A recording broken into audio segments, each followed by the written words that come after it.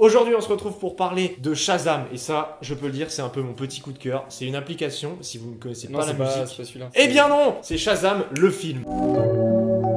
N'oubliez pas, avant de commencer cette critique, abonnez-vous. On n'en parle pas assez dans les médias, hein, mais il faut vous abonner, c'est super important. Yo, c'est Maxime du montage. On a oublié de dire qu'à la fin de la vidéo, on vous montrera en exclusivité le teaser de notre prochain gros projet qui arrive mercredi 10 avril sur YouTube. Donc restez jusqu'au bout. Donc Shazam, c'est l'histoire d'un petit garçon qui s'appelle Billy Batson qui a été abandonné quand il était jeune et qui est adopté par une famille d'accueil. Et plus tard dans le film, il devient Shazam, un super-héros qui a des pouvoirs de malade. Donc Shazam, on peut citer qui au casting? Et Zachary Levi entre autres. On a aussi Mark Strong, Asher Angel et Jake Dylan Grazer qui avait joué dans ça. Et aussi Jimon Unsu, Jimon Unsun qui est dans plein de films. qui est déjà d'ailleurs dans le MCU. Alors Gardien de la Galaxie. Oui, voilà. Bah, le jeu des acteurs, il n'y a pas grand chose à dire, il est très bien. En fait, ce qui est bien dans ce film, c'est qu'il y a du jeu enfant et il y a du jeu adulte. Les deux correspondent bien à leur tranche d'âge. Par contre, il n'y a personne qui sort du lot, c'est juste l'enfant qui joue, donc le Shazam plus jeune, qui est pas trop raccord avec le Shazam adulte. c'est le bémol. On dirait vraiment deux personnages bien différents par moment, ça. c'est un peu C'est gênant. vrai, c'est vrai. Le jeune a un comportement vachement renfermé et vachement solitaire. Et ouais, il parle pas beaucoup. Le problème, c'est que quand il devient Shazam, Il est très excentrique. ouais, d'un coup, il commence à devenir Ouais, totalement il devient fou, ouais. fou en fait. Et alors, on pourrait croire que c'est le changement de personnage qui se fait au début. Donc, on peut se dire, ok, c'est normal, il vient d'avoir le super pouvoir. Petit problème, c'est que tout le long du film, quand il redevient enfant et qu'il redevient grand, et ben, il y a toujours cette cassure. Ouais. Et du coup, c'est là qu'on se dit, ah merde, on Ouais. sent que les deux acteurs, il y a un truc différent entre eux. Après, au niveau des autres acteurs, on a Jake Dylan Grazer qui joue dans Hit Ouais. et qui lui est plutôt Il est bon. bon. Ah oui, il est très super, bon même. ouais. Il a des bonnes expressions de visage Ouais. qui collent un peu avec son personnage c'est une espèce de geek De fan de loser, un super-héros. peu. Ouais, Ouais, voilà. c'est un loser. Ouais. Et il le joue vraiment très bien en plus. Mais franchement, on arrive à avoir un peu de la pitié pour lui quand il mange un peu tout seul à midi. Et Mark Strong qui lui joue Mark Strong Qui joue comme Mark dans Strong. tous ses films. Il joue toujours le même personnage, Voilà, mais il le joue bien, donc ça va. c'est vrai.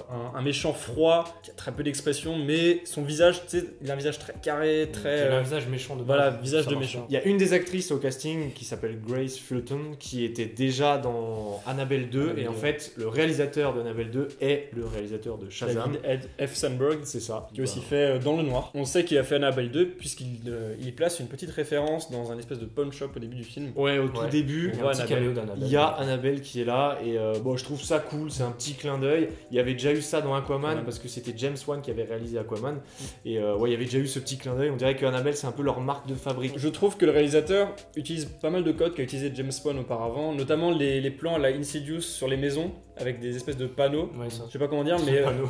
très panneaux, voilà, des plans panneaux sur les maisons, notamment quand il y a des entrées, des sorties de champs de personnages qui vont dans des lieux. On a par exemple la scène où il va voir sa mère dans un immeuble. Ouais. Et on le voit d'abord rentrer dans le champ, la caméra qui avance, qui va vers l'immeuble et ensuite qui monte jusqu'à l'endroit, montrer où est-ce qu'il va, tu vois. Et ça, c'est un truc que James Wan utilise pas mal, je trouve. Ouais, c'est vrai. Tu sens que Sandberg a pris un peu de ce qu'a fait James Wan. Bah oui, à auparavant. mon avis, même James Wan a dû l'aider sur certains Ouais, points. je pense Enfin, je veux aussi. dire, il a dû apprendre avec lui, donc c'est normal qu'il se serve de ça. Ouais. Ça se ressent un peu. Mais après, moi personnellement, il n'y a pas beaucoup de plans qui m'ont vraiment marqué. Il y en a un qui était très bien, qui était, je trouve, assez symétrique et propre. C'est un travelling arrière quand il y a cette scène dans le bureau où Ouais. tout le monde se Oui. fait un peu attaquer. Très beau Eh plan, ben, très beau plan. Très beau plan parce que contre des vitres, on voit des ombres qui se font un peu massacrer. Un peu à la Blade Et Runner. voilà, c'est ça. Et on recule, on a un petit travelling. Et je trouve que ce plan est vachement sombre. Et C'est presque un plan de film d'horreur. c'est un plan de film d'horreur. Bah, vu la vraiment. scène qu'il y avait avant, ouais, ça il y a une Ouais. ambiance. Et vu que c'est un réel de film d'horreur, il Ouais. a voulu appliquer quand même quelques petits codes C'est qu'il avait. ça. Et notamment, on le rejoint dans La Lumière, qui est très contrasté, qui rappelle oui, ce côté film d'épouvante. Même James Wan, dans tout ce qui est Conjuring, avec des lumières assez basses, très contrastées. Je sais pas vraiment où est l'intérêt dans ce C'est film. quand même qui assez est marrant parce que joyeux. Shazam, c'est un personnage du coup joyeux, Ouais, coloré voilà, de ouf, très il a un comique. costume rouge, jaune et tout, et il met quand même ce ton désaturé, vachement sombre en même temps. Ouais. Après, on le sait que DC, c'est pas l'univers le DC, plus voilà. folichon. Mm. DC, c'est vraiment un univers assez sombre de base. Shazam, il a ce costume rouge et jaune, donc vachement des couleurs vraiment flashy. Et tout au long du film, il s'amuse à disperser plusieurs fois ses couleurs. Donc, par exemple, Billy Batson, il a une capuche rouge.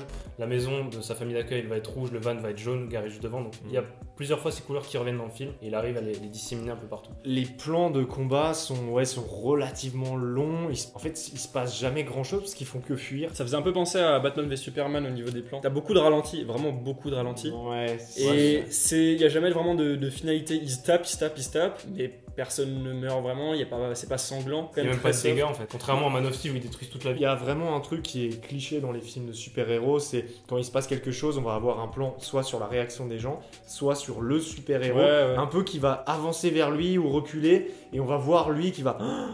En fait, je sais pas, il va constater quelque chose, et je trouve que dans ce film, il y en a tout le temps. Mais vraiment beaucoup, avec tous les personnages à chaque fois. Et je trouve ça, parfois ça casse, c'est pendant les combats, et je trouve que ça casse le rythme en fait. C'est vrai. C'est un peu dommage. La réalisation, elle est vachement super-héros, assez cliché, Mais dans Spider-Man. Super-héros d'il y a 10 ans en fait. Voilà, oui, c'est ça. voilà, C'est vrai que ce film il a du retard. Les scènes que j'ai bien aimées, c'est quand Freddy, il fait tester à Shazam tous les pouvoirs qu'il a, et on sait à chaque fois, c'est sur une musique de Queen en plus. C'est mis en scène avec YouTube et tout. Ouais. Ça marche plutôt bien ça. Et ce que j'ai bien aimé, c'est qu'on avait ce côté, je sais pas si vous avez vu le film, c'est Chronicle.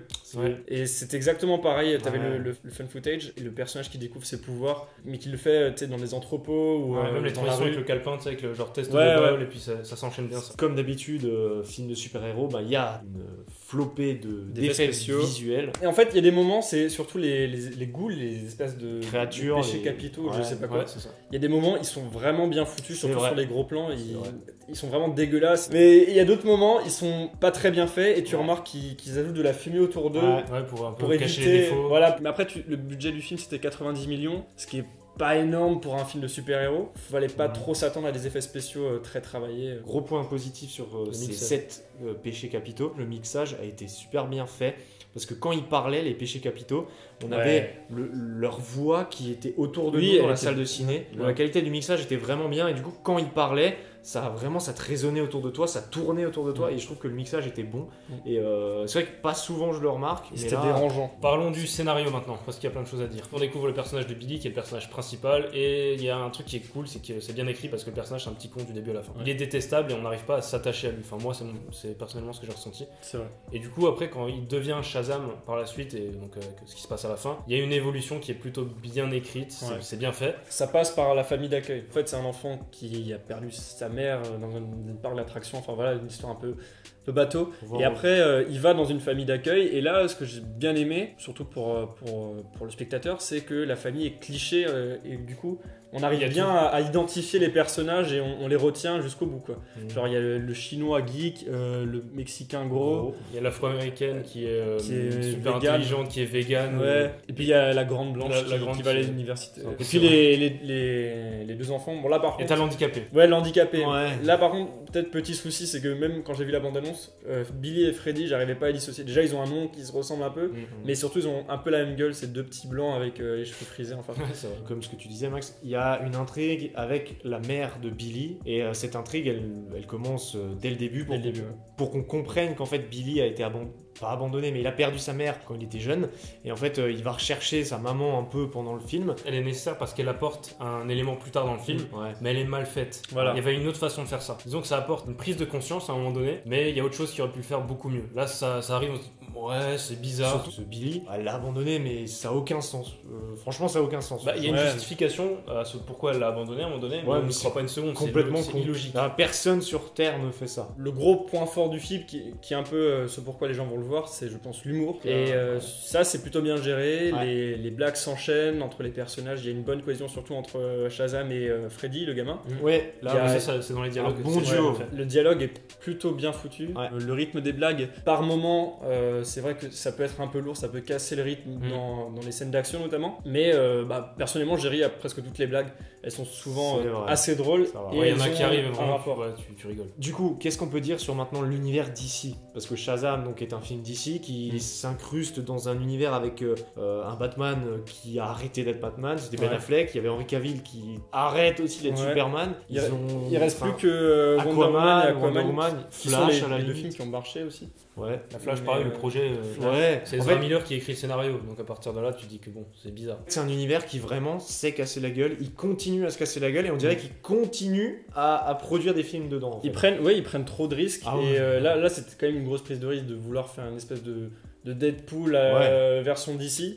Mais je sais pas, ils prennent des directions à chaque fois et ils veulent pas se rejoindre, ils veulent pas faire un truc en commun, un truc propre, comme l'a fait Marvel, comme l'a bien fait Marvel. Alors que là, ils étaient dans le rush, puisqu'il fallait absolument concurrencer Ouais, il fallait Marvel. le rattraper. Ouais. Et Justice League est sorti d'un coup comme ça, c'était mal branlé, mal monté, Catastrophe, c'était une catastrophe. Mais ils se sont cassés la gueule et ils continuent. Et Et on dirait que là, comme ils se sont cassés la gueule, ils disent allez, on tente et puis peut-être que ça Ouais, passera. c'est ça, c'est Ce ça. qui est Aquaman, dommage. c'est passé de ouf et Shazam, du coup, un peu Ce moins. qui est dommage, je trouve que les films indépendants des persos, donc il y a Shazam, Aquaman, Wonder Woman, même Man of Steel, enfin je les trouve qu'ils sont pas horribles, enfin je veux dire en soi, Ouais.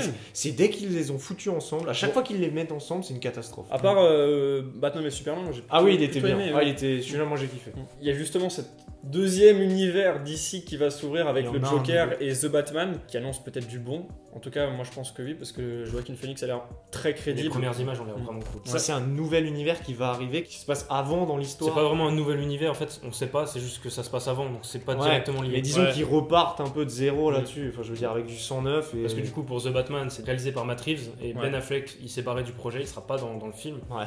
Et comme il parle d'un Batman plus jeune, ce sera forcément un nouvel acteur. Il y a Ouais. des rumeurs pour Armie Hammer et Robert Pattinson. Mais en tout cas, ça annonce du bon pour cette autre partie de DC. Ouais. Et l'autre avec Wonder Woman 1984 et Aquaman 2. Bon, du coup, c'était notre petite critique sur Shazam. N'oubliez pas, dites-nous ce que vous en avez pensé Dans les commentaires. Peut-être que vous avez kiffé, peut-être pas. Moi je ne le sais pas, je ne suis pas devin, alors dites-le, ça peut m'aider. On a Vite. vraiment envie de savoir. Surtout, abonnez-vous, mettez un petit pouce bleu, nous on repart pour de nouvelles aventures.